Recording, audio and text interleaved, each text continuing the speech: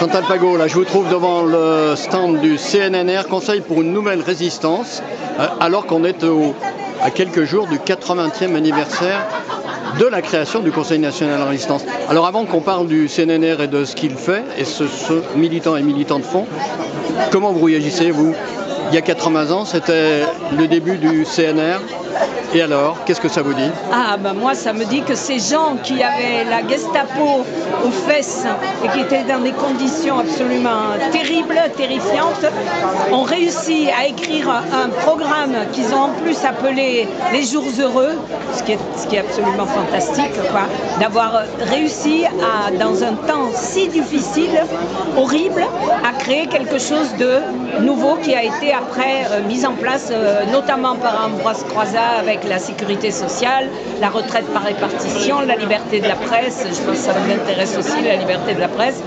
Et donc, c'est sur la suite de tout ça que nous, on essaie de travailler à une résistance, mais d'aujourd'hui. Alors, dans cette résistance d'aujourd'hui, il y a plusieurs axes, mais il y a la Sécu et il y a aussi l'éducation. Pourquoi l'éducation? Alors, l'éducation, ben, moi, ça m'intéresse personnellement parce que j'ai travaillé toute la vie avec des enfants, mais par le biais du théâtre. Et je crois beaucoup à la collaboration entre dans des projets pédagogiques, artistiques, qui permettent aux enfants de se développer autrement, d'accéder à des apprentissages, à des connaissances d'une manière ludique et pas seulement par un savoir qu'on leur balance comme ça d'une manière très très autoritaire, je vais dire.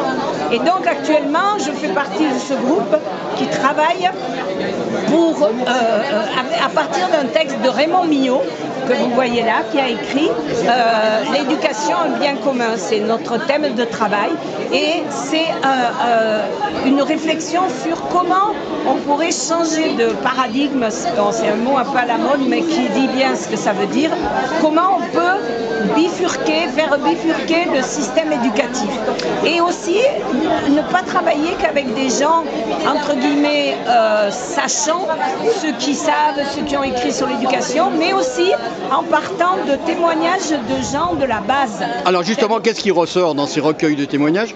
Puis c'est ce que vous faites.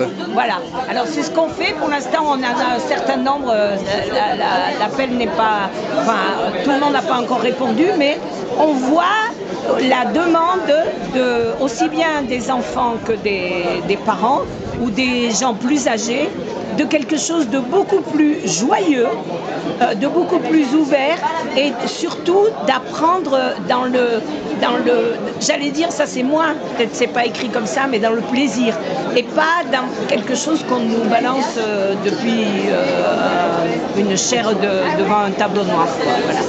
Et donc on essaie de développer une proposition qui, on verra à un moment donné où on peut la poser plus concrètement, mais pour l'instant on est dans ce travail à la fois de recherche et de proposition. Voilà. Ça pourrait faire partie finalement d'un programme d'un futur gouvernement? Absolument, absolument, oui, oui, oui, oui. Ça serait ça l'idée, mais si vous voulez, on ne s'inscrit pas dans l'idée de dire on va soutenir tel homme politique, vous voyez, c'est de travailler vraiment sur le sujet et de voir à quel moment on pourra faire des propositions.